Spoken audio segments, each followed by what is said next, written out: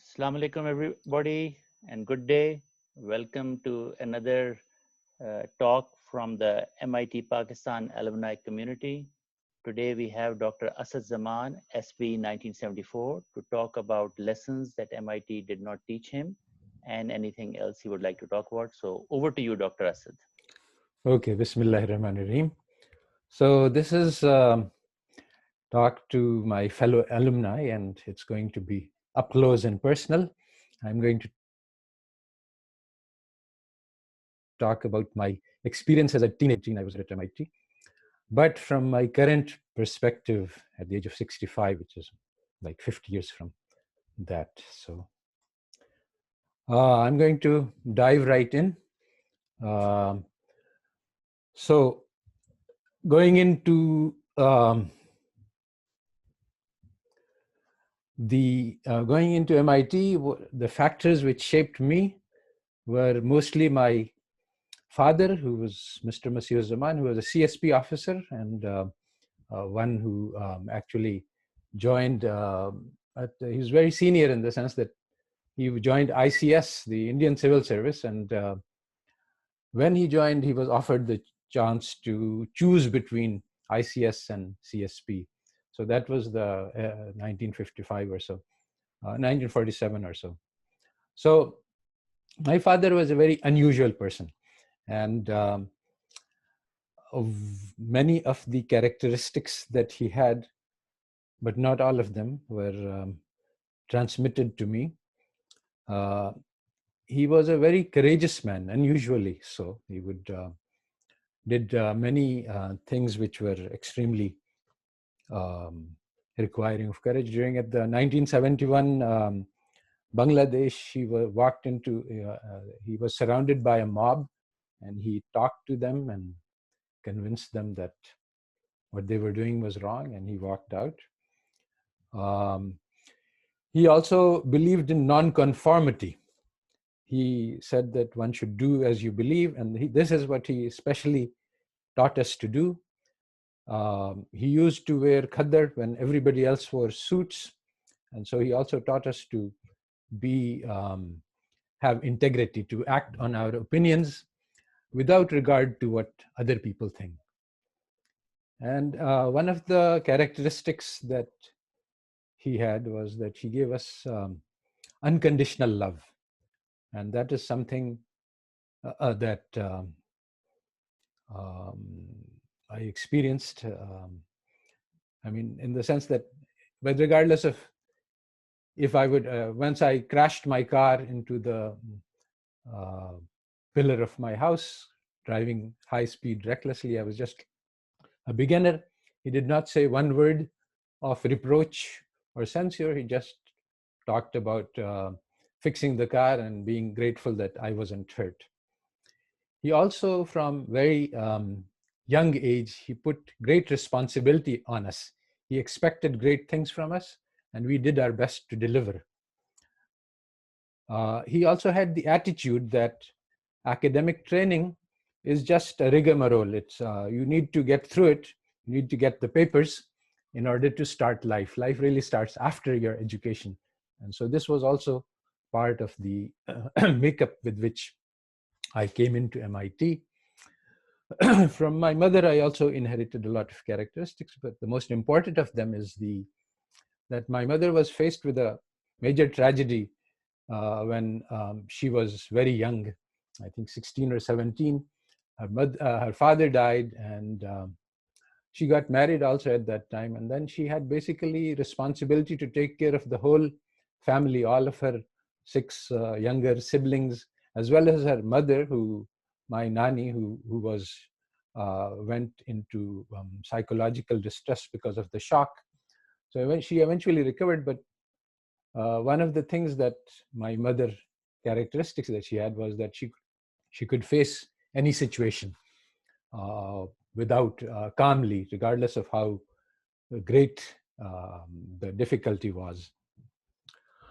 Also, from a young age, my elder brother, who was always who was actually at 7 years gap from me, he was much older than me, and he took care to share with me the training that he found. He would always find things like games and puzzles and mathematics and logics and set theory. So I was inducted into a love of math from an early age. So with this background, I arrived at the doors of MIT in 1971 September. This was enormous. I was only 16 at that time and very young and naive and innocent. And I remember the moment. It was sort of like the beginning of a new life. Walking through those doors, I had arrived from the airport in a taxi, and I was very worried about what will happen next, but I was also very excited. And I walked through those doors, and there was a reception committee, and they took care of me, and they took me to, I think it was McGregor dorms for temporary placement until we could find a permanent residence. And I remember that clearly thinking that, okay, this is a beginning of new life. I'm leaving behind all the baggage that I came with, and I'm here to learn everything that they have to teach me. And I was eager and excited to start a new life. So I would like to say that this session is a unique opportunity for me to reflect on these experiences and I think that I have traveled a huge distance from the young man that I was at the age of 16, and I would barely be able to communicate with him.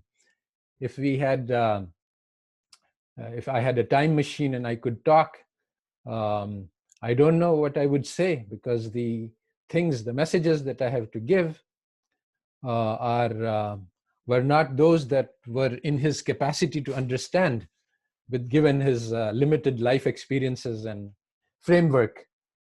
So I'm going to go into those experiences from a dual perspective, from the perspective of the young Asad and from my current perspective. I need to differentiate these two. So one of the things that happened to the young Asad was that I fell in love with America. It was so different from Pakistan. And what really won my heart was the friendliness of everyone from top to bottom. Everyone you would meet would smile and greet you, very different from Pakistan. I received respect, attention, friendship, freedom to pursue my own desires and dreams. Oh, yeah, sure, there were a few minor problems, but nothing to mention, nothing worth mentioning. So the dominant philosophy at that time in psychology was behavioral psychology, which still continues to exercise a role. And according to this, man is a robot. He can be conditioned by stimulus and response. But that has been more or less now marginalized, and psychologists understand that the environment shapes you, but also you shape the environment. And there is something inside us. So people are different. So cognitive psychology says that the internal structures of our mind matter. And that's what I was explaining about my background. And also our heart, soul, these all affect how we interpret the environment, and also have the effect in the other direction, that our responses shape the environment. So as a freshman, I think this is still continuing. You have a pass-fail year. So keeping in mind my father's advice that education should just be dealt with quickly and you should get it over with as soon as possible, I decided that, passing is just a breeze. There's no difficulty about passing courses, so let me take twice the normal load. So I took, I managed to dig up my transcript, and this is the set of courses that I took my first year, 100, 541, 600, 801, 1801, 2401, 2424, 241, symbolic logic, and a seminar in astrophysics. So I took 90 credits, which completed basically, it's 45 credits per semester. So So I did 2 years worth of courses in 1 year, allowing me to finish in 3 years. I think that shortly after that, this permission was revoked, and there was a cap put on the number of courses you could take. So other people cannot replicate. I don't know if there's a causal connection in the sense that they looked at what I did and decided to put a cap on it or not.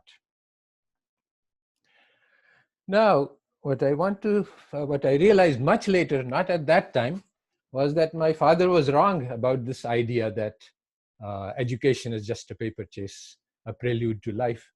Actually, the MIT education shaped me in very deep and profound ways, but without my conscious awareness of this.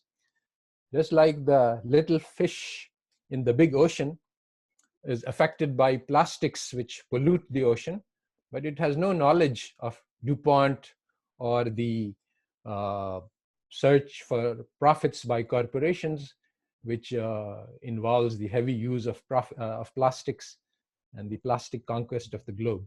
So just like that, I was shaped by my character, my personality, my experiences were all shaped by very large factors in the environment, and I had no awareness of that. So it was not so much the maths, the physics, and the programmings that I was being taught that I learned, but other things that actually shaped me without my conscious awareness. So one of these forces was one that I have read recently only. It's a book by Julie Rubin called The Making of the Modern University, Intellectual Transformation and Marginalization of Morality. So this book just traces how the modern curriculum that we studied in MIT was shaped and was changed through the course of the 20th century. So she picks up college catalogs from 1920s and notes that nearly all of them say that our goal is to build character, to groom personality, to develop leadership skills, to create awareness of social responsibilities. That was the goal of a college education in the 1920s. But in the late 20th century, no catalog makes any mention of this goal. We all received purely a technical education. There was no talk about character, personality, leadership, social responsibilities. Why? Well, the book is all about this question and how it happened, both why and how. But one of the key elements of this is the philosophy of logical positivism. According to this philosophy, the only knowledge that we have is scientific knowledge, and this is the knowledge of the external world. There is a sharp demarcation between facts and values. So anything inside me, my feeling that murder is wrong, for example, this is just a subjective opinion which is not part of human knowledge. But something that is outside me, and that is, here is a wall, and this is the law of gravity. These are facts, and this is part of human knowledge. So this demarcation, that there are values and there are facts, and knowledge consists only of facts, and values do not belong to the realm of knowledge. This was very important in shaping the curriculum. So gradually, all of these things about the values, characters, etc., these became regarded as being not part of knowledge, and therefore they were removed from the college curriculum. So as a result, MIT defined this is word epistemology, which I did not learn while I was at MIT. Nonetheless, MIT shaped my theory of knowledge simply by example. What they taught was knowledge, and what they didn't teach was not knowledge. So what I did not learn at MIT was Socrates. To know thyself is the beginning of wisdom. I didn't know anything about myself, and I did not learn anything about myself. Aristotle taught that knowledge comes from knowing why, and he talked about four causes: the material, the form, the agent, and the purpose. The most important of these is the purpose. Why am I studying? What is the purpose of my life? These things I had no idea, no clue coming into MIT, and I had no clue going out. And so on these fronts, I remained completely ignorant. Lao Tzu says that loving gives you strength and being loved gives you courage, but I was taught nothing about love at MIT. What I did learn was positivism, that this morality, character, values, these are all meaningless noise, not part of science. And knowledge is chemistry, math, and physics. And there is a grudging concession to humanities requirement, which you have to take. But everybody knows that this is not really something very serious. So this idea that an unexamined life is not worth living, this was not part of an MIT education. And yet, this is an essential truth about life. So now I'm going to go rather deep into my personal experiences. चमन में लाला दिखाता फिरता है दाग अपना कली कली को ये जानता है कि इस दिखावे से दिल जलों में शुमार होगा. So my problem and arrival was that I was a shy, introverted geek. I had zero social skills. This was perhaps, I think this was partly my personality, but also this was exacerbated by by the non-conformity that I was taught. I was taught to follow my opinion without regards to what other people think of me. But this also made me seal my feelings off from others so that I wouldn't sense their disapproval. But the strange thing is that on my floor, nearly everybody, I was living in East Campus on Goodale, second floor. Goodale was alternating, I think, between female floors and male floors, if I remember correctly. On my floor, there was a guy named Daryl Regal, Italian. He lived, I think he was next door to me. He was tall, blonde, handsome. He was the envy of the floor because he had many girlfriends. But nobody else, I mean, not nobody, but most people were very, very lacking in social skills. My only friend in high school was Giorgio Pala, who was whose relationship with me was based on playing chess together. And he also went into a binge with living on chess. And I also joined the MIT Chess Club, where I met MIT dropout. He wasn't a dropout at that point, but he was basically, he had stopped studying at MIT and he was devoting his life to chess. He was passionate about it. And in fact, these were exciting times in 1970. I entered in 1971, and 1972 World Championship match took place between Fischer and Spassky, which was, and this guy was one of the commentators on the map on the big screen. So I just mentioning this, that this was one possible life trajectory for me. MIT did not actually cater to my introversion, did not teach me how to come out of my shell and how to meet people. Actually did the opposite. I later read, not at that time, Hardy, A Mathematician's Apology, which explains the attractions of pure mathematics. And by pure means that it has no applications. So I was very successful at math. And at MIT, I was encouraged to be even more into this math. I learned to live within my mind, exploring these uh, mathematical structures. I aced a topology exam, which was some of the questions were very difficult. I spent 3 days searching through the library for graduate texts to find answers. It was a take-home exam.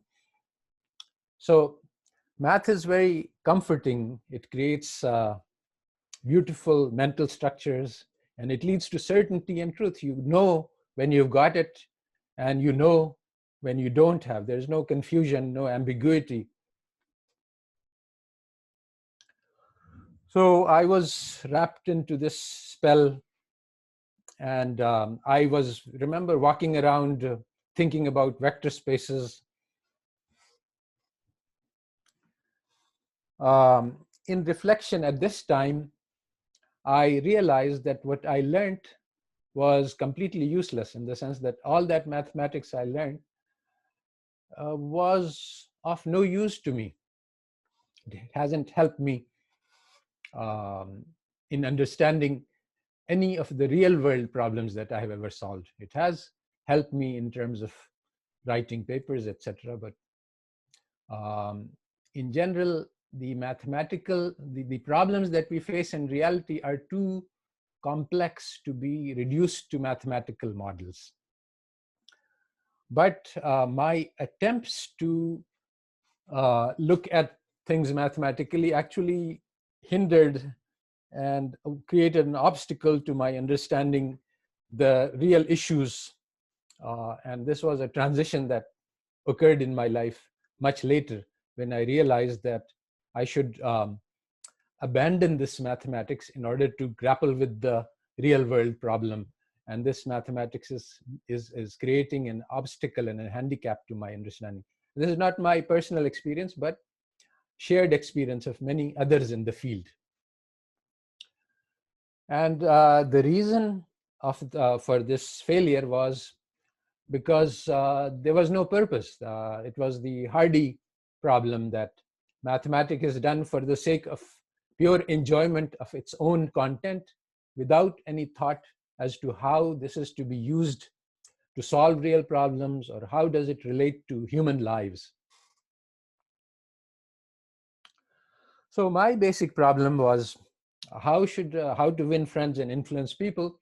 My father was a gregarious person. He was an extrovert. He was talkative. He was life of the party, and he has actually um, was quite concerned about this aspect of my personality, and he often recommended to me that I should read Dale Carnegie's book by this name. He thought that this was a great book, and he had learned a lot from it. But what I did try to read Dale Carnegie's book and to learn from it how to make friends, but I couldn't do it. It was actually, the Dale Carnegie book is a good is trimming for those people who have the basics in place. But I was too far away. It was like the advice on how to run marathons for a cripple. And my emotional quotient was so low that I think that the central advice of Dale Carnegie, if he has 12 or more things he says, is that you should become genuinely interested in other people. But before you can do that, you have to know who you are. And this is something I didn't know. Actually, I was quite afraid of who I was, in the sense that I lacked the self-confidence, that I felt that inside me there were some very, very negative things, and I was afraid to confront them, and I was afraid to show them to other people. And I was also surrounded by similar people. See, in order to have very high academic achievement, you have to have a certain degree of social isolation. Just so the odds of being normal socially are fairly low if you get into a high achiever place like MIT. So I had two friends at MIT. There was Paul Kinney, we bonded over playing bridge together, and David Barker, and whom I met at the chess club. And so basically we used to play chess together. Normal channels of social connectivity were not open to me. I didn't know what this was to be friends in the terms of social relationships. I was very good at math, and I was very good at some games, and that was why people admired me. So I chose to be better at them, to learn them, because to earn more admiration. It was a good replacement for love. So this was actually a bad thing, in the sense that I withdrew deeper into my mind, and I was trying to create relationships on the wrong basis, to be recognized as an expert in math, and that was my way to earn appreciation and admiration, instead of the normal channels. So in other environments, it might have been possible for me to learn from my peers, but actually my fellow students were amazingly immature, macho, misogynists. I remember we watched Love Story. This is a famous tearjerker of the time in Kresge Auditorium. And at all the tragic scenes, all the scenes where you're supposed to cry, there was laughter in the auditorium. Students were showing how tough they were and how they didn't respond to efforts to engage emotionally.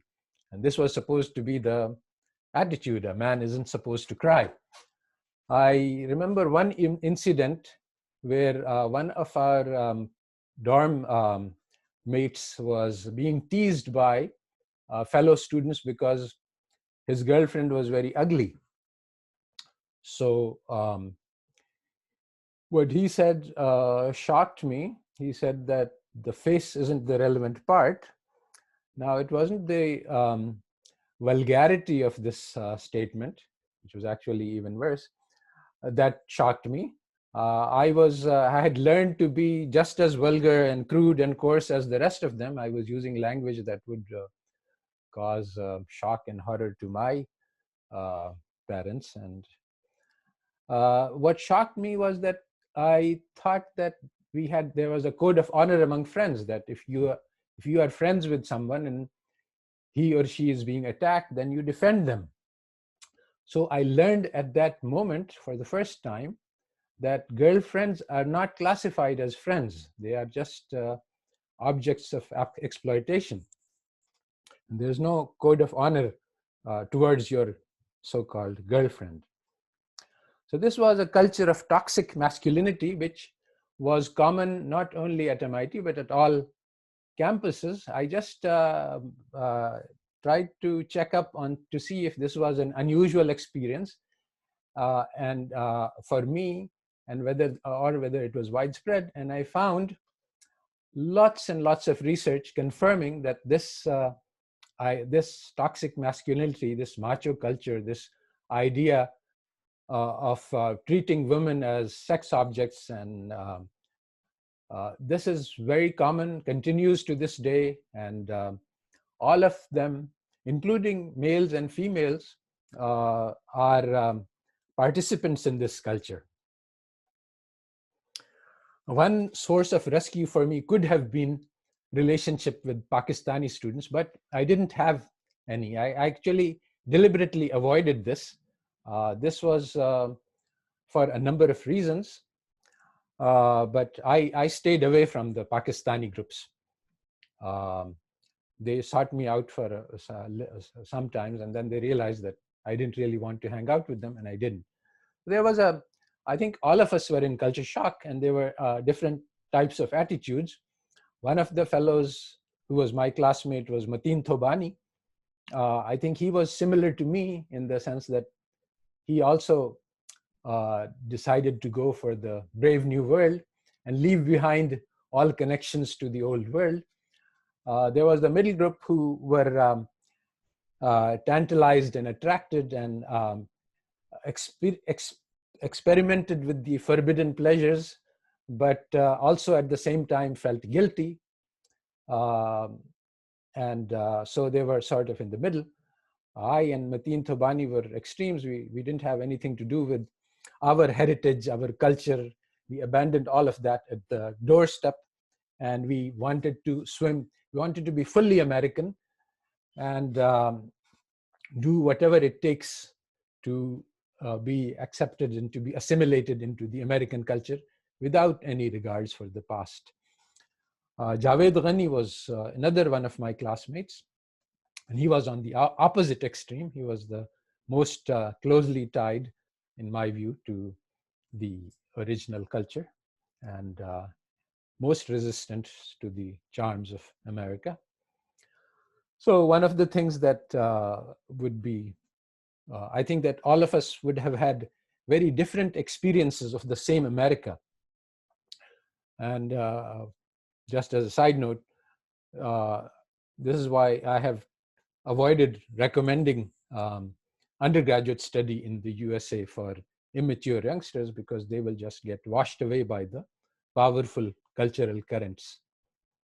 And this was a loss to me, but I now recognize this, but did not at that time. So man seeks social status. This is the biggest driver of behavior. And on my dorm, and I think generally, the greatest mark of social status was a girlfriend. So I was very interested in acquiring a girlfriend, but I was clueless. Interestingly, I was even doubly handicapped because we are 5 brothers, so I didn't even have any sisters. So really, I thought that girls belonged to a different species. And the only thing I know about making friends was to show off my math skills or other skills. And this is really not a very effective way to make a girlfriend, to show how you to do calculus, although at MIT it has some chance. So I had no insight into my personality. I was afraid that I'm a very stunted and distorted person and no one would want to know me. So I didn't really want to share. I received actually many invitations to parties and to other events from girls, which if I had been more emotionally intelligent, I would have understood that this is an invitation, but I did not, and was not able to make progress in that direction. Eventually, I joined a square dancing club, Tech Squares at MIT, and that was enough. By the way, one of the things that I realized during this period was that I didn't really want a girlfriend so much as that was not my primary goal, although of course that would have been an interesting experience.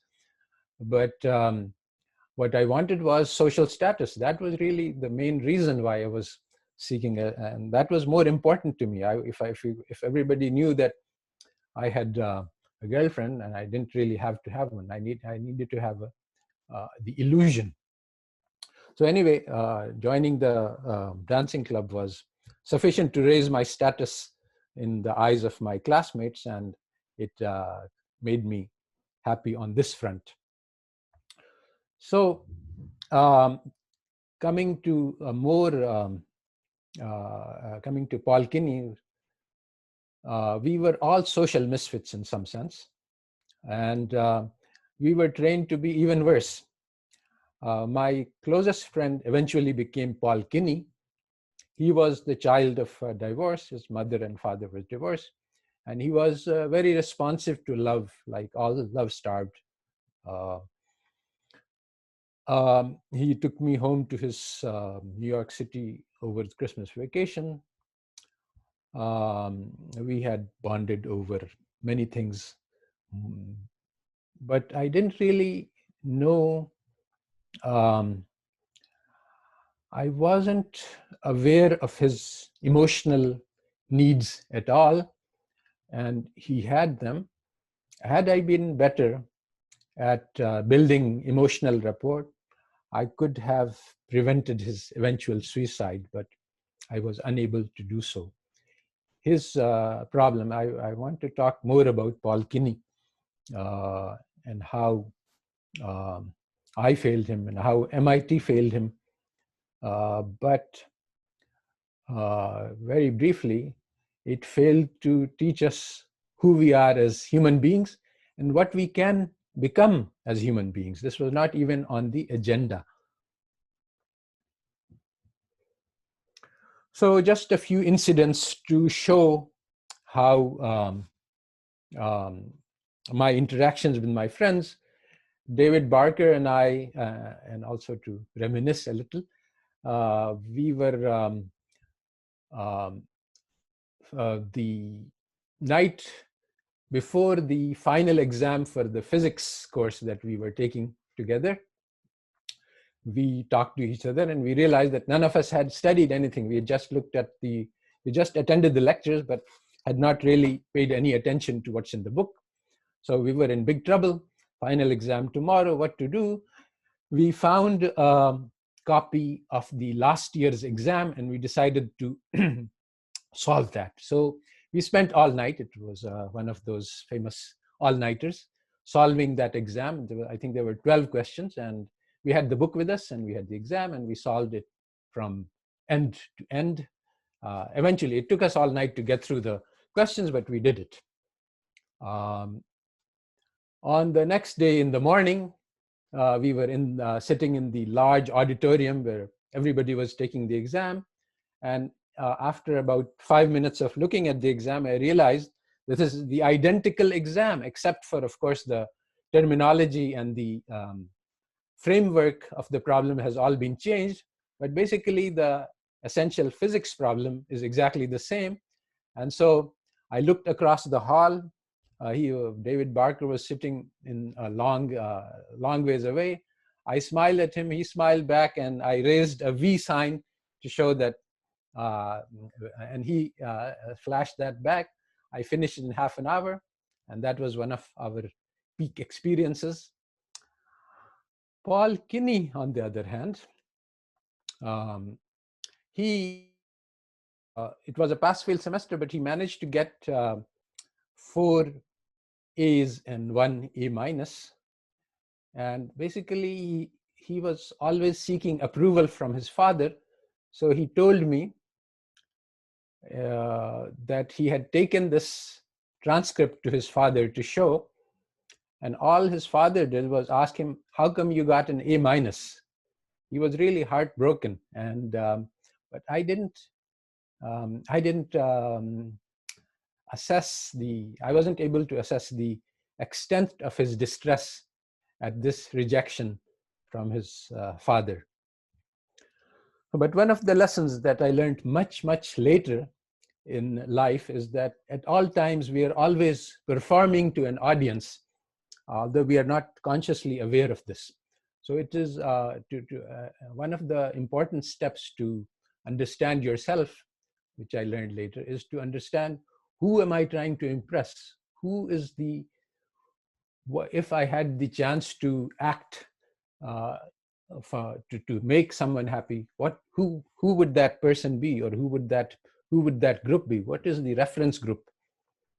That allows you to, once you have cognition, when you recognize who you are acting to, then you can liberate yourself from. So coming back to the bigger questions that I was facing, and all of my dorm mates, another all-nighter that we once pulled in my dorm, we talked about the bigger questions of life. What is life all about? What should we do with it? We have this unique opportunity, and we are at this at the source of the fountains of learning. So we should really take advantage of this opportunity to find out about all the big questions. So we all talked about this all night as to what is the meaning of life, how can we live a good life, what is the best that we can be, things like that. And we realized that no one had a clue. So we decided that we should go and ask some of our teachers. So a small delegation, 2 or 3 students, went to ask the one person who had something to say which was related to the real world, and that was our history teacher. Obviously, the maths and the physics, these people had nothing to say about life. But history teacher used to talk sometimes about personal incidents. So we thought that he was a good candidate. And so we went to ask him about, what is the meaning of life and how should we um, how should we live? What should we live for? Much later, I realized that if you don't know something worth dying for, then you haven't learned what is worth living for. But at that time, I didn't know that. So I asked him. So he gave us an answer which was really, at that time, satisfied me completely. But now I'm very distressed. It was a great deception and it was a bait and switch. What he said was something which is very sensible. He said that, look, we have learned that you must learn the answers to the little questions first, and then you can learn the answer to the bigger questions. So this made me very happy that, okay, you just keep on learning your math and calculus and physics, and eventually all this will gel together and come together into the answer about the meaning of life. But this actually delayed my search for meaning. I realized that you can't learn the meaning of life by applying calculus. But he deceived us into believing it did, so I deferred my search for the meaning. In my courses, one of the courses was, I was taught existentialism and Sartre, being in nothingness, and he said that there is no meaning to life except what we create. And I am responsible for my actions. And there's this concept of escape from freedom. I can do whatever I want.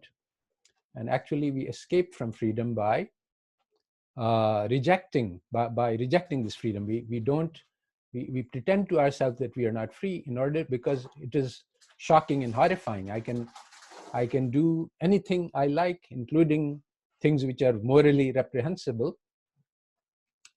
This philosophy had a deep impact on me. I said, okay, I can do anything I like. But it also deepened my alienation from myself, because I said to myself that I am responsible for my happiness. I can choose to be happy and I can choose to be sad. And so I decided, okay, I will choose to be happy all the time. And because I was so immature, I didn't realize that I am pretending to be happy while I'm genuinely quite unhappy at the social isolation, at my lack of friends, and at my inability to make friends. Also, this philosophy was responsible. Well, actually, it's not. I decided to abandon religion.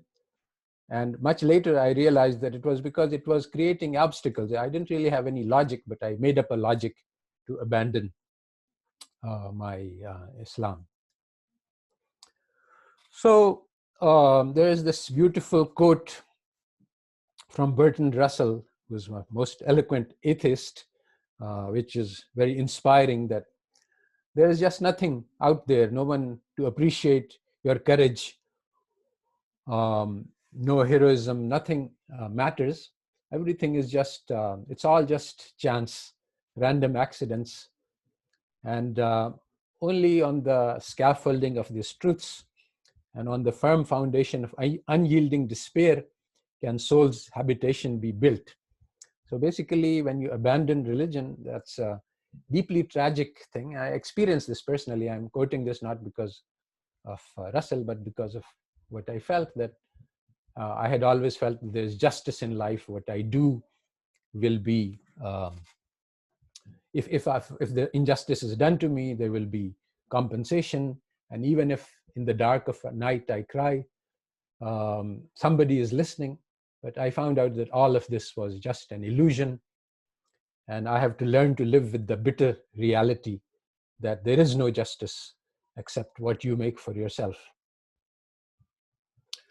This tragedy, which Bertrand Russell talks about, was one of the major issues in Western intellectual trajectory over the 19th century, where the question of how do we live without God was grappled with, and the greatest thinkers realized that this is a serious problem. Albert Camus says that suicide is the only philosophical question. Many different streams of philosophy emerge from this rejection of God. One of them, one of the most serious philosophers who understood the consequences of rejecting God, has this parable about the madman. And he said that we have killed God, and this is a great deed, but most people fail to realize the consequences of rejection of God. They live in bad faith. Even though they have rejected God, they act as if God still exists, and they have act responsibility, and they believe in sin, and they believe in virtue, when these concepts all become meaningless. And so you have to invent new ways of understanding. So his philosophy of Superman, where man who is not bound by, he wrote this book called Beyond Good and Evil. How do we live in a world where there is no meaning of the words good and evil? And similarly, the behaviorists, Skinner wrote about beyond freedom and dignity. If humans are robots, then there is no such thing as freedom and dignity. These are two very different lines of thought, but they ultimately have similar consequences. These ideas affected me and my life. So coming back from high philosophy to immediate details of life, David Barker's was an introvert, but his high school friend Kathy sought him out. She was going to school in Boston, and they went together, and they eventually got married. Paul Kinney's story is more tragic, and at some point I would like to tell that, but maybe another time. We are already running short of time. But in my own way, I came to a point where I realized that this was some time later, that I have a choice. I can either follow the trajectory that I have chosen for myself, that is, become fully American, reject my heritage, reject my culture, and marry an American girl and forget about the past. But that did not appeal to me. At that point, I realized that there was a lot of value in my past, and I didn't want to marry an American and start life with zero as a newborn at that time, with no culture, no heritage, no past. I didn't realize that I would miss being able to discuss Iqbal and so many aspects of my heritage which would be incomprehensible to someone from across the cultural boundary. So at that point, I decided that I'm going to go the traditional route. I'm going to go for an arranged marriage. I asked my mother to arrange it for me. And so from that point, I decided to be faithful to my future wife, whoever she was, by abandoning those aspects of American life which were not true, didn't have fidelity. So this was a big choice that I made that also affected the future trajectory of. So I think I'm going to cut this short and abbreviate because we are running short of time. And what I'm going to say is that Dr. Saab, I'll just interject that there's yes. no time limit. You are most free to go on. People can come and enter. So please Oh, yes, take your yes. time. Yes, please. Okay. Sorry. All right. So I started to live as an existentialist. This is coming back from first year, basically, I was a freshman at MIT, and I said that, okay, I get to shape my life as I want. I am the only one responsible for my life. I have to shape it in accordance with whatever I want. There is no meaning except to life except that which I create for it. There's no code of conduct, no social constraints. Uh, so um, this way of living, which was actually, I must say, a misunderstanding, a 16-year-old's understanding of existentialism, um, didn't have a good effect on me. I became even more of an introvert, even more isolated, even more, I couldn't sympathize with others. And I realized that I was not very happy. Um,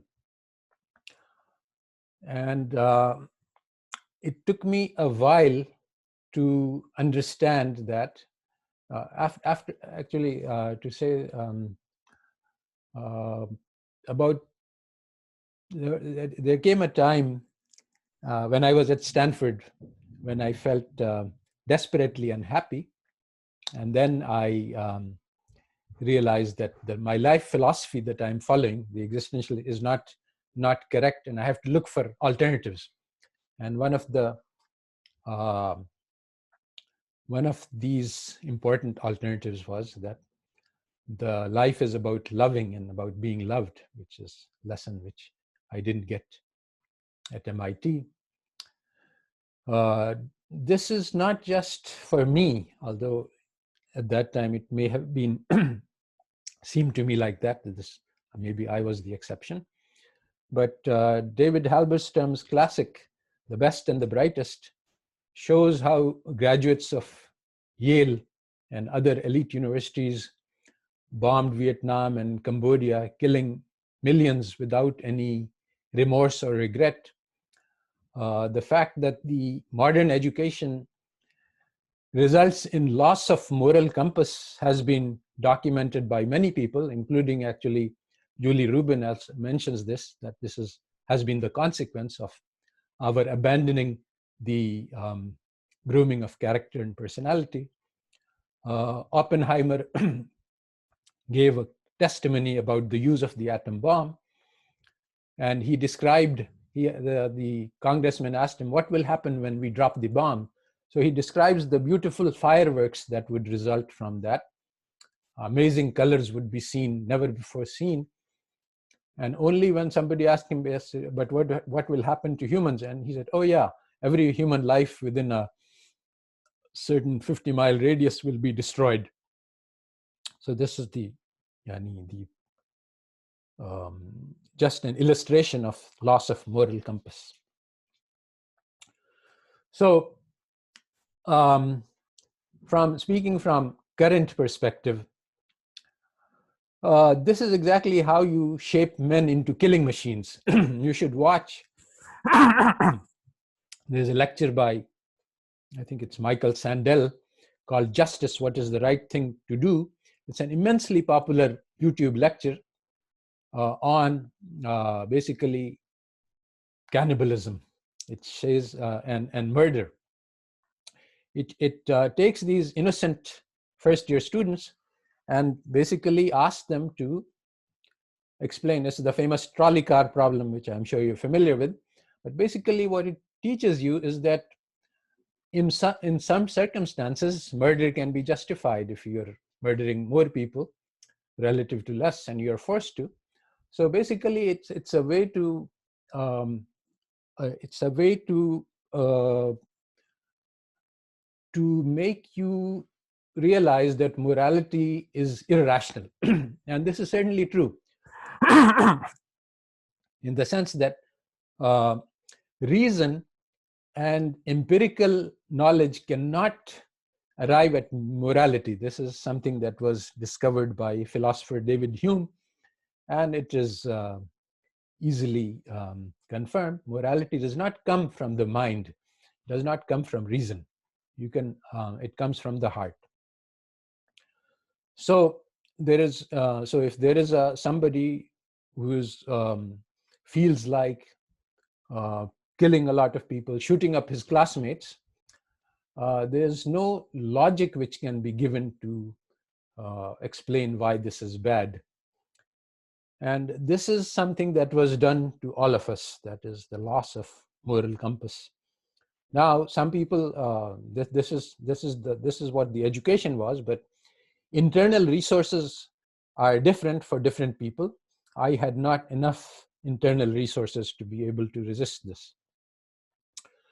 So, after about after practicing these deadly philosophies as a way of life, I came to the realization that I'm desperately unhappy. I remember these lines from Simon and Garfunkel, which actually Paul Kinney introduced me to. I have come to doubt all that I once held was true. It's from Kathy's song, I think. And I realized that I need to do something else. So um, I started at ground zero again, that, okay, let's say that I know nothing. Let me start life again. So it was very disorienting to say that I know nothing. But that was the way it was, because everything that I had learned had failed me. And I realized that I know nothing about life. And I had already abandoned Islam for a long time. So there was no question of just jumping back into the fold. I started at zero. California was a great place for this, because people were experimenting with all sorts of things. This was the 1970s. So even though the hippie movement had ended formally, the aftermath was very much there. One of the things I did was, so I did a lot of things in the search for meaning. One of the most interesting thing was the encounter group, in which you go and talk to strangers about your innermost feelings. And this is sort of what I'm doing right now. Um, among the large range of philosophies that I looked at, Zen Buddhism was the most attractive at first place. So basically, what I can say from a 50-year-old perspective is that the fundamental question we all face is knowledge. Knowledge is what differentiates, if you know nothing, from the ignorant, from the wise. But MIT did not define it for me correctly. That is, MIT defined knowledge for me by giving me a range of courses, but what they taught me was not knowledge. Knowledge is really knowledge of human life. Knowledge relates to life experience. The only knowledge of value is one which emerges from life experience and relates to life experience. So that lesson I learned much later. So basically, in sharing my life experience, I am trying to impart the knowledge that the lessons that life has taught me. And the only valuable knowledge that we can get is life experiences of other people. All the knowledge that you see in the books is the distillation of life experiences.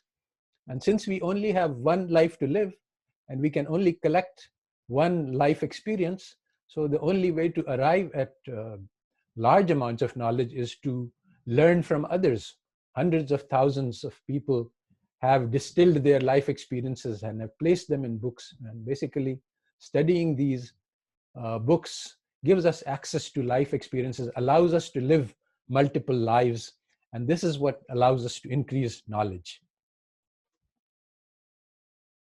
So I think that's where I would like to end this talk. I decided that, I mean, there is a whole another chapter as to how I search for meaning, and how eventually, after a long search through many different perspectives, I came back to Islam. But in this talk, I decided not to talk about that portion, and so I wanted to stop here, and we can start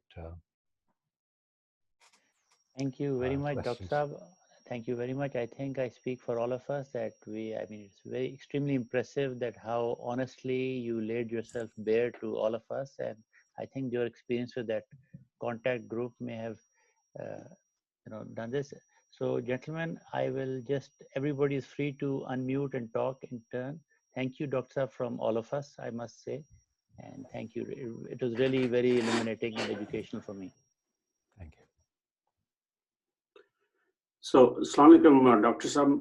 This is Fazal Abbas. So, Yes. I have, yeah, thank you so much for giving a very intimate, very personal account of your life experiences. Really appreciate it. My question is, I think, you mentioned that, because of the fact that you went to MIT when you were 16 years old, it had, perhaps, it may have been perhaps too young to be in that environment.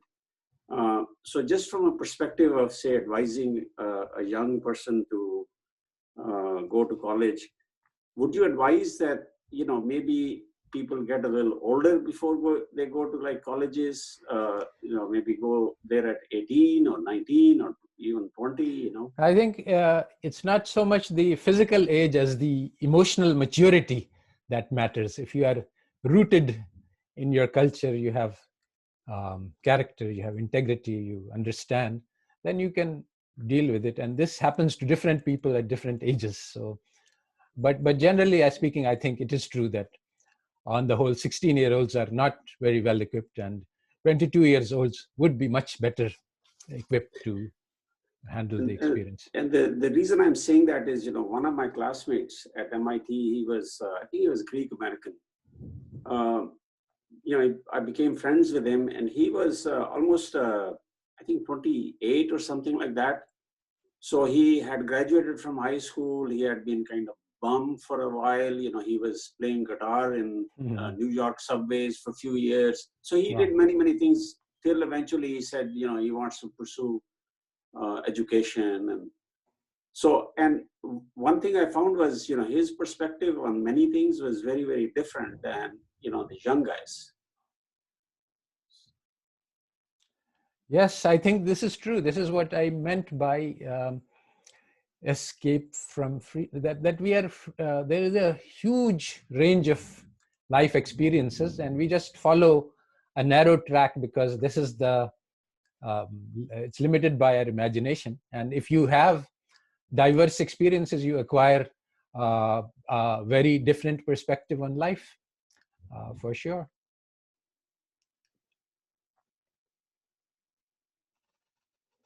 So I think one of the private chat, Larabi, asked me which Muslim scholar resonates the most with you. So actually, I remember that reading Imam al-Ghazali's book, in which he mentions how he went through a period of deep doubt about religion, and how he resolved it eventually. And this was the book that and the thinker that resonated most closely for me. So that was just to answer his question. Assalamu alaikum, Dr. Saab. This is Adnan. Adnan. So my question is, do you have children? Yes, now I do. Okay.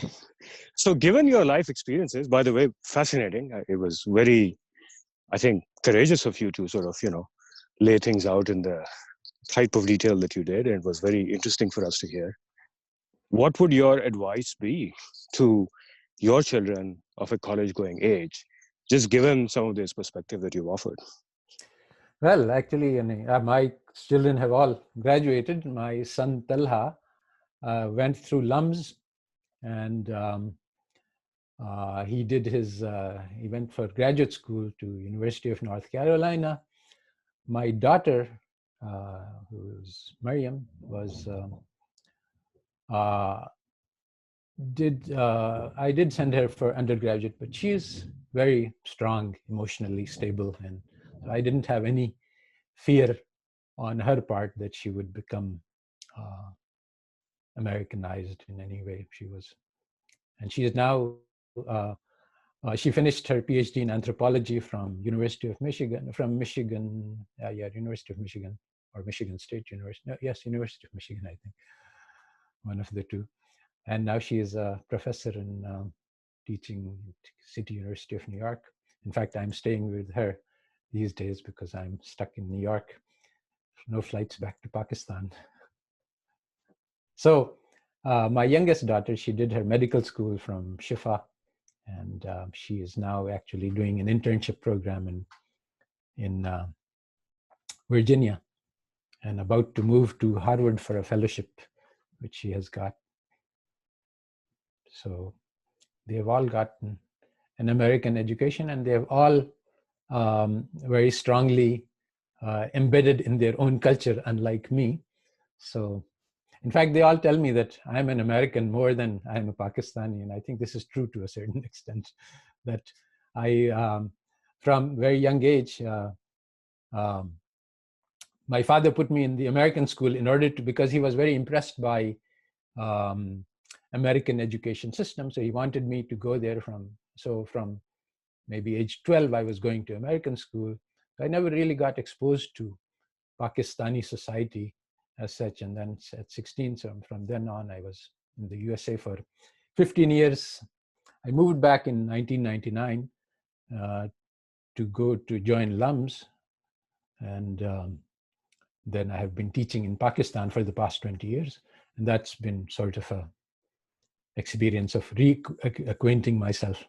But truly, my children are right, although I never admit this to others, that I'm more of an American than Pakistani in terms of cultural affiliation.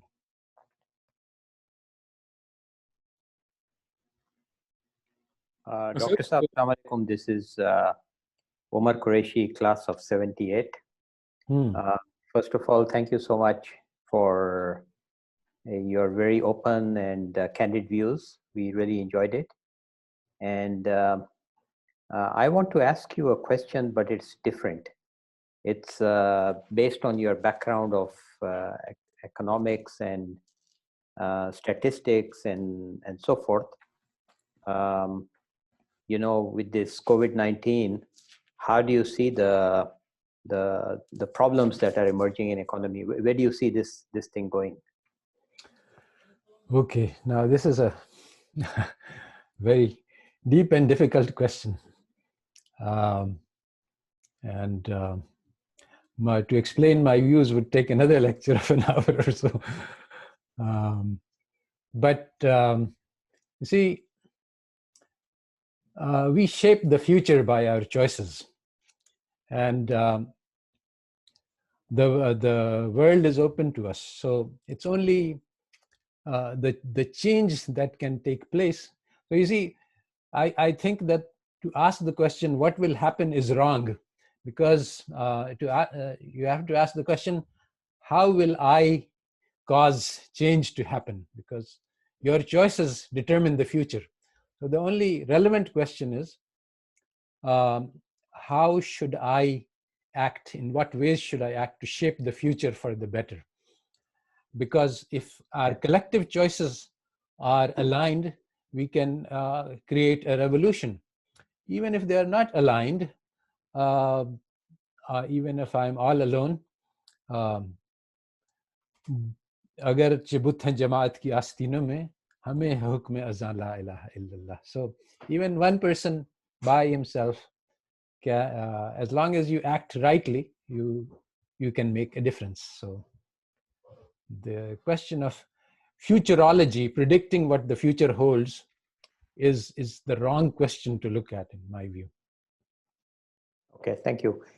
You know, with your deep background in economics and all that, and also the fact that you have spent a huge amount of time living and teaching in the United States, there have been always some questions whether the system of capitalism as it is today is a good system, And then on the other side, there is the discussion about, Islamic finance, right? Yes. And so one time it will be interesting to hear your views on, is there a better system which is taking the best of both sides? Okay. Yes, there is a interesting group chat question which is aligned with what you are talking about, which is that, isn't it true that there is a concordance between good American values and good Muslim values? There is this very interesting book which has come out recently, which is Jefferson's Quran, I think is the title. And it mentions how Thomas Jefferson had a slave mistress who was a Muslimah, and she apparently taught him a lot about Islam. And so a lot of the things in the Constitution come from Jefferson's understanding of the Islamic values. A lot of things that are like the separation of powers and many others. So it is true that some of the fundamental American values are close to Islamic values. And similarly, when we come to economic system, the system of capitalism, again, is very flexible, and it can accommodate a lot of different varieties. Currently, the form of capitalism that is dominant is a very poisonous form.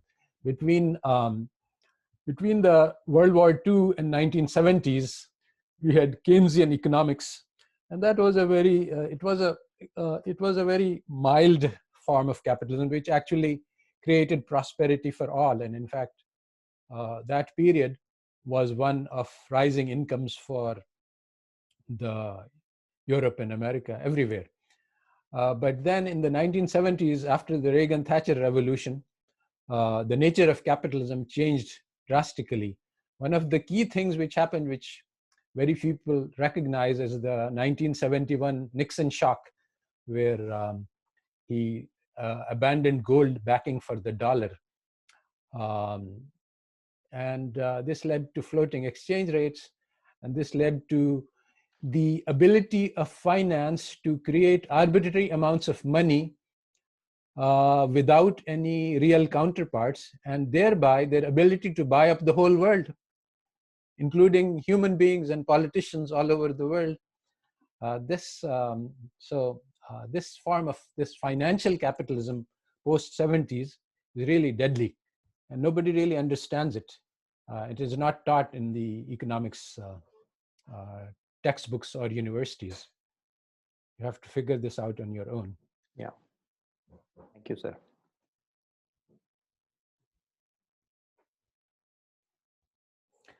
It has been asked, do I teach at LUMS? I taught there for 3 years actually, prior to shifting to International Islamic University of Islamabad. My reason for going back to Pakistan was that I wanted to serve my community. And at LUMS, I realized that I'm just serving the elite upper class. So it was not very satisfying.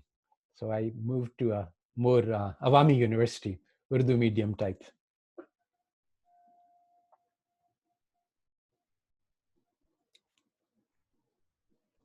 Okay, I think. Assalamu alaikum, sir. Sam. Delighted to hear you speak, sir. Thank you so much. मेरा सवाल जो है वो it's related to your critique of the education at MIT, or I guess like overall American, the paradigm shift that's happened in American education in the late 20th century. And so, I mean, what about the both public and especially private system in Pakistan, because you have spent 20 years in both doing research and teaching here. I mean, on the focus on character building and morality, values. I mean, do you have hope that we can affect that kind of education here?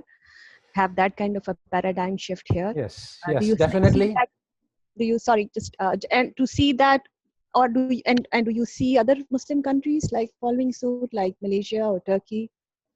any good examples to learn from also? That's my question. Thank you. Yeah. Well, first of all, you have to understand that our traditional educational systems were completely destroyed by the process of colonization. If you read this guy,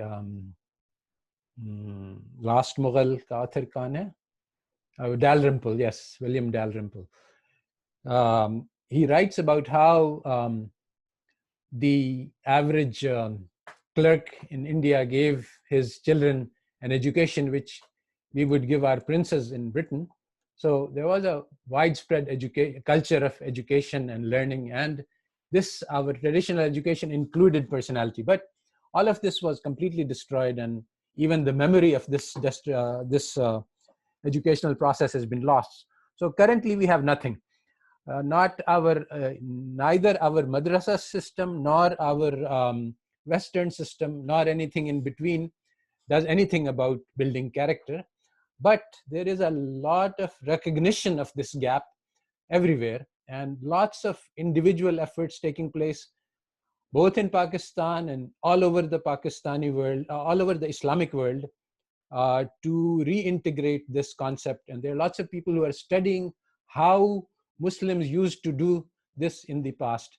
Our problem today is similar to the problem that Israel faced when they decided on Hebrew for their national language. There were no living speakers of Hebrew, so they had to invent pronunciations of the letters from scratch by guessing and by borrowing from Arabic, because there were no living speakers. So just like that, we are in a situation where there are no living speakers of Islam. The prophecy was that Islam came as a stranger and will become a stranger. And this is exactly true in the sense that all dimensions of our lives, whether it is the political system, which is not khilafah but democracy, whether it's the legal system, whether it's the educational system, whether it's the economic system, all dimensions of, whether it's the educational system, even the mosque and the madrasa, they are not in the form that they were in the original 1,000 years of Islamic civilization. So we have to reinvent Islam from scratch in a certain sense.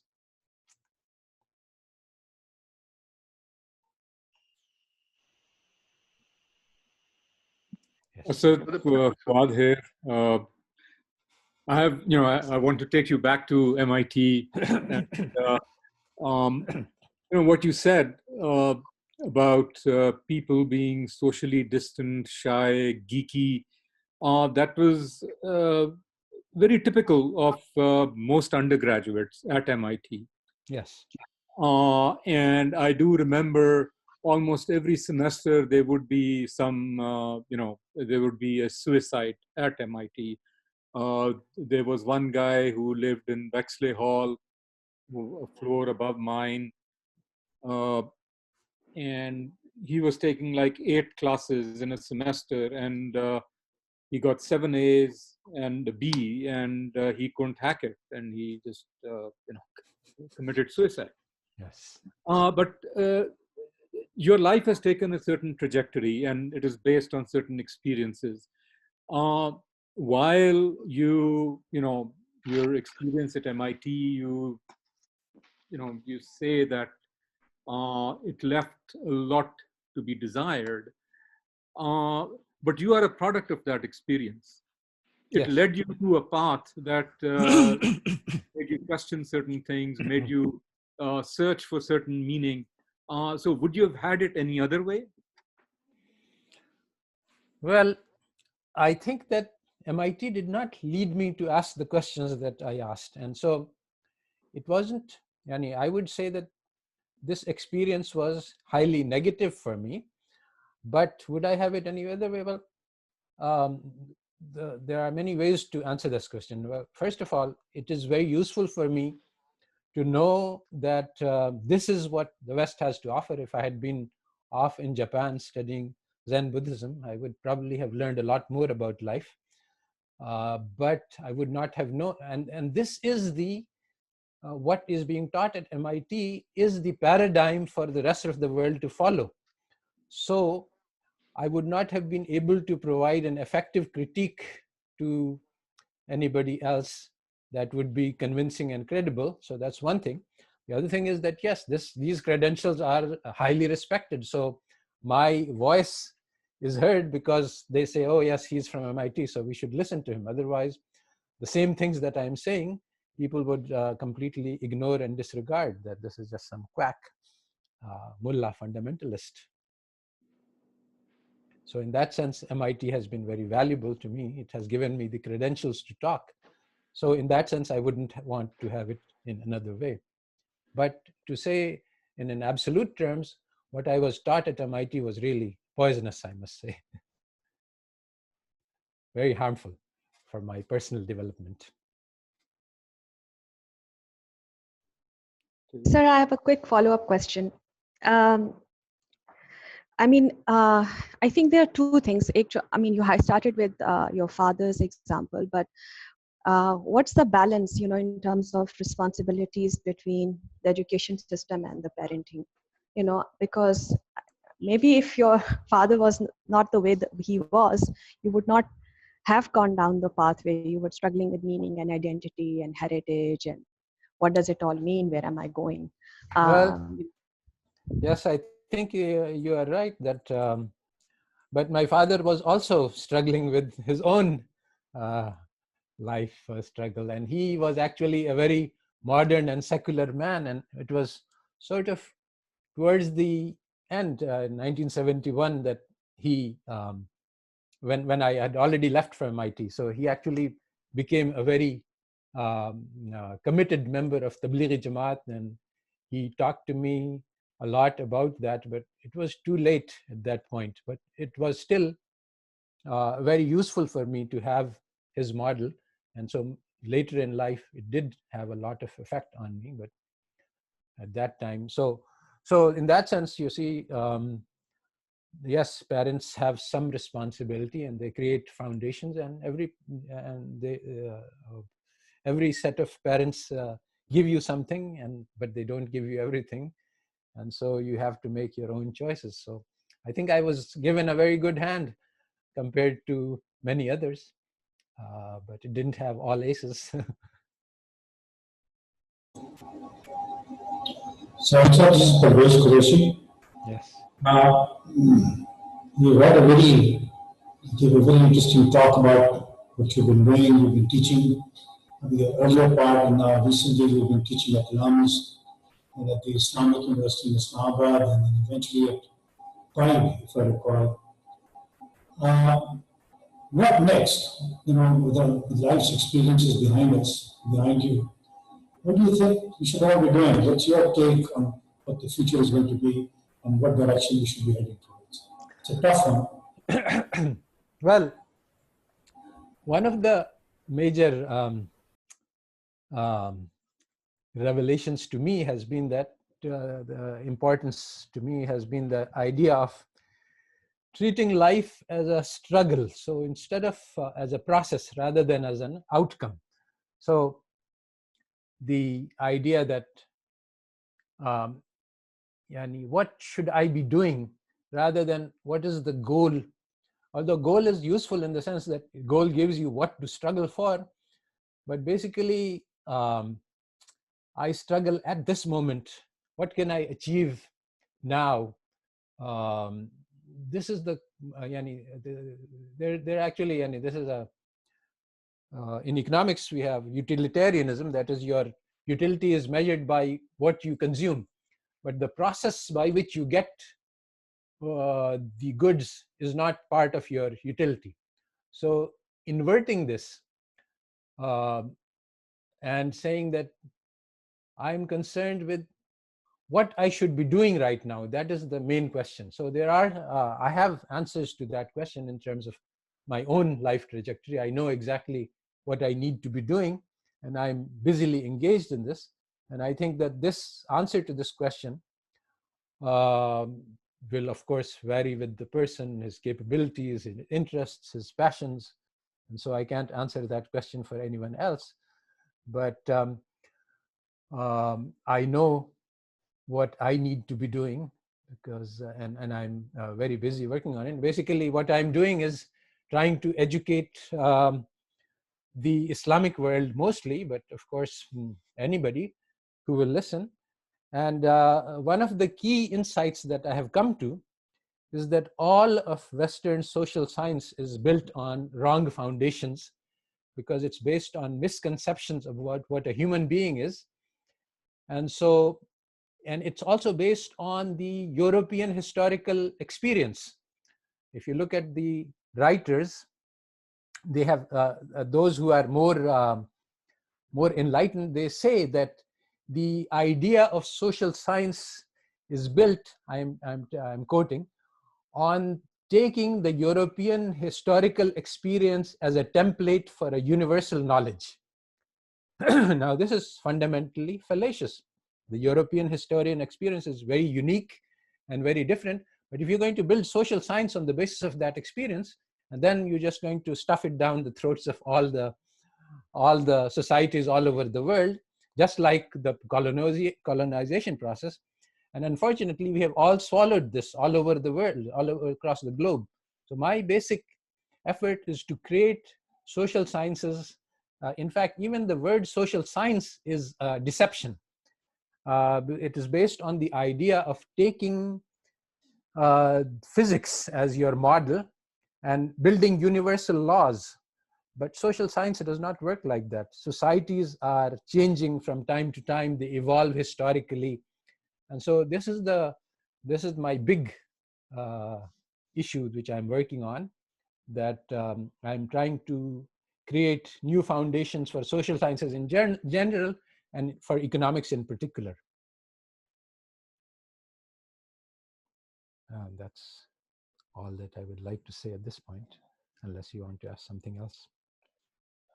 Gentlemen, it's rather friends, because we have ladies present. Ladies and gentlemen, we are at the 1.5 hour mark, 90 minutes. So we can continue as long as you want. At some point, we could also go to an unrecorded session. You know, we could stop the recording and then perhaps. I think this may be a good point to stop the recording. Hello. Yes. Hello. Hello, Nazir. Yeah, I am Nazir. Yes. I thank you first. Thank you very much for the very candid presentation that you have. Anybody who left Pakistan at any time, we can relate with your experiences, but your presentation was very insightful and really full of a lot of detail and very, very, like kind of, I could reflect many aspects of it. Yes. So you mentioned Iqbal a couple of times. Yes. Iqbal was there, maybe 100 years Iqbal's ago. Germany, yes. Yeah. No, not in Germany.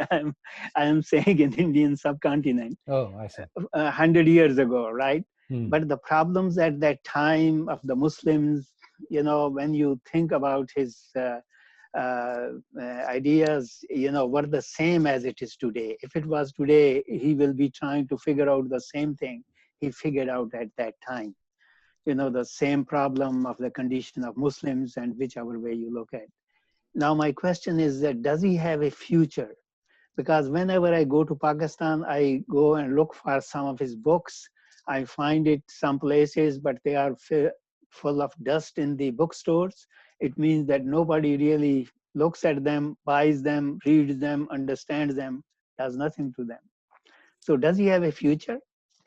I mean, meaning from his ideas point of view in Pakistan, because you have really, lived in Pakistan for quite a, good length of time. Yes, I agree with you that Allama Iqbal is deeply relevant for present times. Everything that he said is of immense importance today. And I also agree with you that he is being more and more falling into obscurity. The new generation knows very little about him, and his message somehow does not resonate with them, or they don't understand it, or they don't listen to it. So both of these things are true. I think that all messages have to be made alive again, in the language of the generation which is being addressed. So maybe we need someone to reinterpret Iqbal in a language that will be understandable to the millennials. Assalamualaikum, Doctor. I'm Mariam. I have a question regarding the economics that we have been discussing. And my question is that with all this much knowledge that so-called Islamic world and Muslims we had in the past, why we have not been able to develop a economic model that is acceptable, or at least in the Muslim world? And why we have not been able to crack the code that what is the, if we say that capitalism is not working, what is the alternative to that? It's a good question. I have actually done a lot of work on this issue of trying to design an alternative system, and I have a number of papers on that. But what I would like to say is that we have to start from different places. Basically, you have to build up from the level of communities to higher levels, from going from individuals to families to communities to larger units of organization. It doesn't work in a top-down way. And these systems evolve organically. So you can't actually anticipate what it will be like, but you can set goals and you can set directions and you can take small steps. But to go into details would be too complicated at this point, I think. But there are alternative economic systems radically different from those which currently exist, and they are being theorized and to some extent practiced, but a lot of work needs to be done.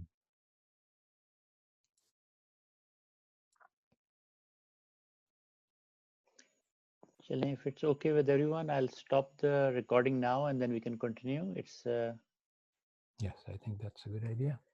okay. Thank you again, Dr. Asad, from all of us. I mean, we are so fortunate in having someone, express themselves so honestly and, exposing themselves to all types of, well, whatever. So thank you. You're Very welcome. honestly.